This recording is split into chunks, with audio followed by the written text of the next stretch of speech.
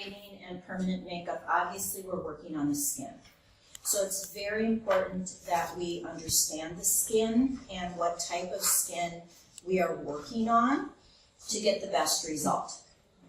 So earlier, yesterday, we talked a little bit about skin and depth of skin, where semi-permanent makeup goes versus versus tattooing.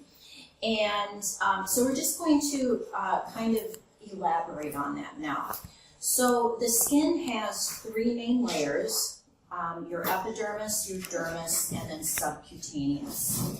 And we are working in the epidermis to the very top of the dermis, okay? If we get it too shallow, it's going to fade away.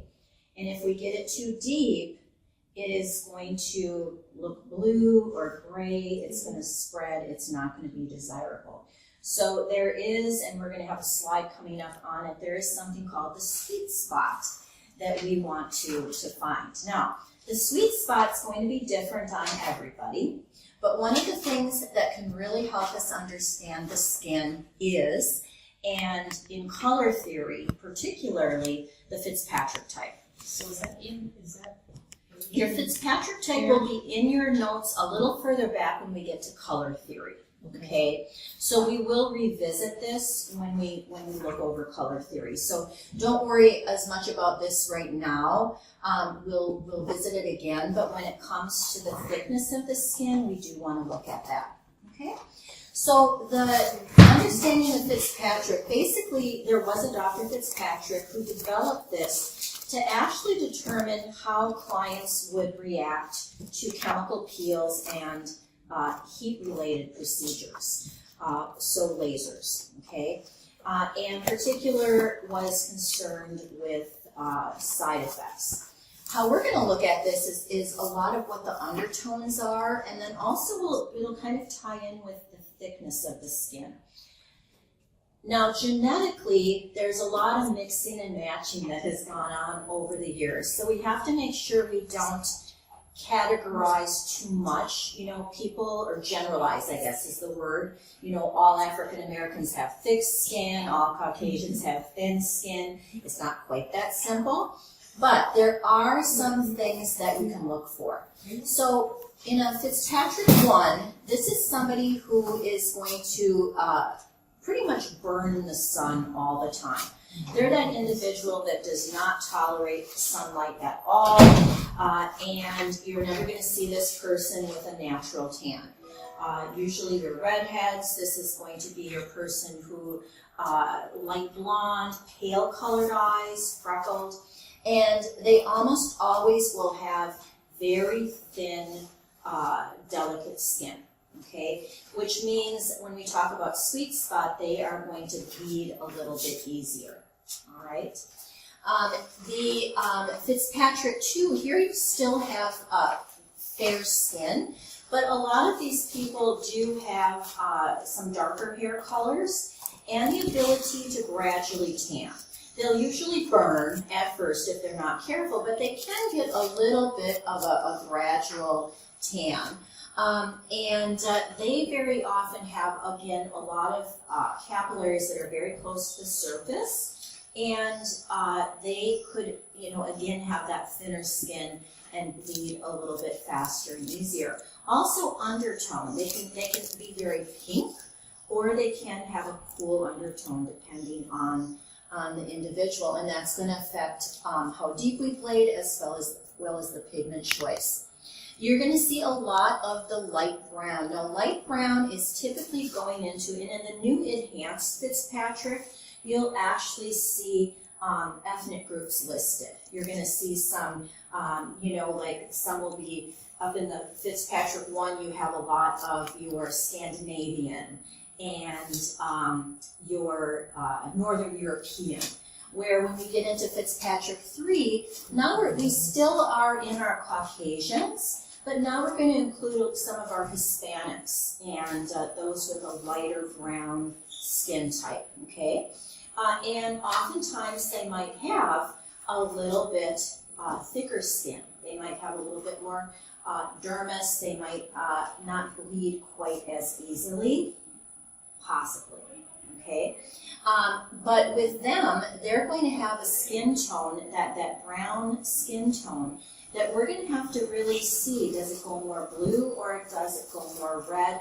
What is that undertone? Are they warm or cool colored? And those of you who work in makeup or definitely in hair, you know that undertone is very important as far as what color you're going to end up with. We then move into medium brown. Now we're going into typically brown hair, brown eyes, and not necessarily a deep color, so you will again have some of your deeper toned Caucasians, but also now we're going to go into our lighter toned African American. Asian can typically fall between the light brown and the medium brown, depending. Dark brown and very dark brown individuals. Now we're going to go into usually your African American or having some African American in their genetics, and they can have a very delicate skin or a very thick skin, again depending on the individual. But now you're going to see a skin tone that can, in some cases in this very dark brown, can almost have a bluish undertone to it, almost a purple undertone to it. Think of us like Somali undertone, almost eggplant colored. And so we need to take that into consideration. And again, we will revisit more of this Fitzpatrick type when we look at color theory. And how the skin reacts. But this is now what we really want to focus on. Could you question that page? Because I don't think that page. Well, of course we can. We can print that page off. That would be great. We do have a Fitzpatrick skin type test for each of you to take, where you can determine your own Fitzpatrick type. And Fitzpatrick type really will tell a lot oftentimes, not just undertone and thickness or thinness of skin, but even genetic sensitivities of skin, potential for scarring, potential for hyperpigmentation, all of that sort of thing. I think the tests are in here for the chart. We'll be happy to, we just switched over the PowerPoint this past weekend, and so we'll include that slide for you. All right. So how deep should I blade? How deep do you think we should blade? To the sweet spot, okay? And what the sweet spot means is we're getting little pinpoint bleeding, all right? That's ideal. And you're going to have different types of skin. So first of all, we have the egg. And often this is our Fitzpatrick 1 and 2, although you can have the egg on anyone, particularly as they get a little bit older. Sometimes that epidermis thins out. This is super thin with a pinkish skin tone, translucent. Oftentimes they have rosacea or dermatitis. And when we talk about the egg, we're not talking about the white of the egg. We're talking about that thin membrane that drives you crazy when you're trying to peel hard-boiled eggs. That's what we're talking about. That's the thinness of the skin. They will start bleeding virtually on contact. And the challenge with that is the more they bleed, the harder it is to implant the pigment, okay? So, it's one of those things, sometimes you will just have that individual, and you have to work with it. But you also are going to know that oftentimes they're going to need the most touch-up because of that bleeding factor, okay?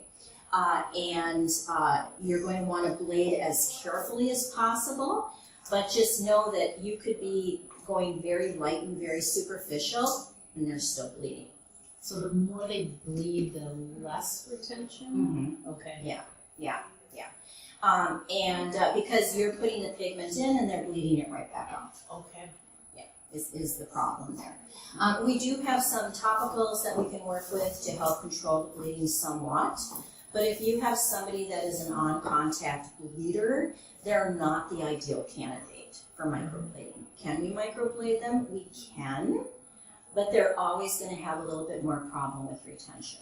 So also in that category, I would think older women. So when you are older people, when you get maybe? Sometimes older people. Okay. It depends. When we get older, our skin can either get quite thin or you have the individuals who've had a lot of environmental damage and they get a very thick, tough skin.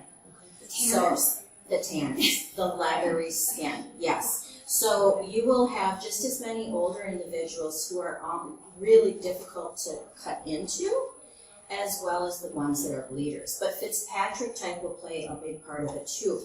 Usually these are your F1s, sometimes F2s. Okay, so that's where Fitzpatrick type comes in as far as thickness and thinness. Then we have the grape. They're thin but not sensitive. Now we're going into the F2s where they still have that lighter skin tone. They are ivory, fair, very light skin tone. Typically tiny pores. They don't have that translucent skin where you're seeing all the veins through it. They're not real vascular. So they can bleed, they definitely can bleed easily, but they just don't have quite as reactive skin as that F1. Again, what's going to happen with that grape is that if we're not careful and if they are bleeding too much, our retention is not going to be good. Okay, we have to be very careful with the F1s and F2s that we're not beating up their skin. Again, because they have a more sensitive skin, we have to be careful we're not going too deep, because their skin isn't going to react well to that. Then we go to the average, and we would love to have everybody be average who is on our treatment table, but it isn't always the case. But average is that person, they have small pores, and by small pores, I don't mean no pores, but typically they have that T-zone pores. They don't have real large pores. Think of more of a combination skin. They're not real oily, okay? They're more of just that average, gets a little shine in the afternoon, and otherwise pretty normal skin. They can be sensitive. However, the good thing is they don't bleed easily. This can be everyone from your F2. Again, it can be that light colored skin, but it's not particularly, not a lot of active capillaries at the surface, all the way to an F6. So your darkest skin. So your darkest African American, East Indian type of skin that you're working on. And so what I want you to visualize, and keep in mind, you can always work on grapes and apples as you're practicing to get a feel for these different thicknesses. Getting just on the surface of that apple, we don't want to get down into that white part, okay? Really? So work on a grape and an apple. Oh, and bananas are great, and I mean, really, to get the feel for the different skin you'll be working on. And then the thickest, this isn't necessarily always going to be the most ideal for microblading, and we need to be aware of that so that we can make them aware of that. So if somebody has that very thick orange peel skin, typically they are oily. Now, if they're a little bit older, they're maybe not producing the oil anymore, and that is better. But it is going to be a harder skin to blade into, especially if we've numbed them up. It's going to be really hard, and you want to get that blade in there. But if they have the oily skin with the large pores, they are not going to have good retention. And that's the challenge with this particular skin thickness and texture, is that with the large pores in the forehead, brow area, and the excess oil, they are tending to not retain, and they also tend to get blurring of the hair strokes. So while we can microblade them, they really would almost be better candidates for shading or some type of machine work, okay? It's important that we're able to make these recommendations to our clients according to the type of skin that they have and their Fitzpatrick type. And again, this can be really anyone from an F2 to an F6, because oil production is genetic. You inherit that, and anyone can inherit that. So before Kay starts to show you hair strokes, back to that sweet spot I told you about. The sweet spot is when you see a fine split in the skin and or pinpoint bleeding, okay? So when you do your stroke, if you can then go back and just spread it a little bit and see that little slit, almost like a paper cut, very similar to a paper cut, because you know how paper cut you get that little pinpoint bleeding. That's really what it looks like. Now, it may or may not bleed, but if you're not getting any pinpoint bleeding, you potentially are probably not going deep enough. And if you're working on a skin where you're getting a lot of bleeding, or instead of a little slit, you've got a gaping wound, you're going too deep. And that's not going to, for microbleeding, that's going to be a real problem for you. Okay? So any questions on sweet spot, thickness of the skin, anything like that before we go into Ashley learning how to do our strokes? No? Good? All right. Okay. So Kay is going to now